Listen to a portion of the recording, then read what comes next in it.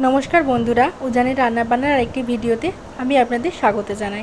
आज के आमी बानाच्छि काबली चानार तरकारी बा काबली छोलार तरकारी। एटा आमी निरामिषभावे बानाच्छि, आपनारा चाइले आमिषभावेও बानाते पारेन। एटा आमी प्राय 8 घंटा भिजिए रेखेछिलाम, तारपर 4टे सीटी दिए आमी सेদ্ধ करे निएछि। आर एदिके कड़ाइते सामान्य सर्षेर तेल दिए डुमो डुमो करे केटे राखा आलुगुलो आमी भेजे निलाम, एकटु नुन दिए भेजे निलाम। আর ছোলাটা দেখতেই পেলেন প্রতিটা গোটা গোটা আছে, কিন্তু হাত দিয়ে প্রেস করলেই ভেঙে যাচ্ছে। এইভাবেই আপনাদেরকে সেদ্ধ করে নিতে হবে। তারপর কড়াইতে সরষের তেল দিয়ে দিয়েছি তেজপাতা, শুকনো লঙ্কা ফোড়ন। আর এই যে মশলার পেস্টটি আমি দিলাম তার মধ্যে আছে আদা, কাঁচা লঙ্কা, জিরে, ধনে, লবঙ্গ, এলাচ, দারচিনি, समस्त गोलमरिच सब गोटा गरम मशलागुलो दिए आमी भेजे निएछिलाम। तारपरे दिए दिलाम दुटो टमेटोर पेस्ट दिएও खानिकक्षण कषिয়ে নেওয়ার পর দিয়ে দিলাম হলুদ গুঁড়ো আর লঙ্কার গুঁড়ো দিয়ে খানিকক্ষণ কষিয়ে নিন।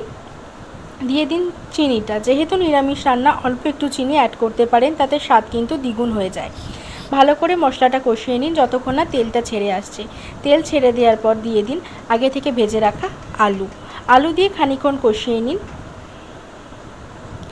আমার এই ভিডিওটি যদি ভালো লেগে থাকে অবশ্যই আমার পাশে থাকার অনুরোধ রইল। লাইক করবেন, শেয়ার করবেন আপনার প্রিয় মানুষদের সাথে, আর আমার চ্যানেলটি অবশ্যই সাবস্ক্রাইব করে দেবেন। তারপরে আলুটা কষিয়ে নেওয়ার পর আমি এখানে সেদ্ধ করা কাবলি চানাগুলো অ্যাড করে দিলাম।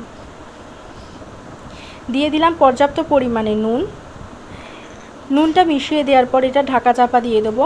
ঢাকা চাপা দিয়ে দেওয়ার পর আলুটা প্রায় আমার অর্ধেক সেদ্ধ করাই হয়েছে, যেহেতু ভেজেছি তারপরে খানিকক্ষণ কষিয়ে নিয়েছি, কিন্তু আরেকটু ঢাকা চাপা দিয়ে সেদ্ধ হতে দেব। আর খানিকক্ষণ সেদ্ধ হয়ে যাওয়ার পর এখানে আমি দিয়ে দেব একটু কসুরি মেথি পাতাটা দিয়েও ভালো করে মিশিয়ে নেব।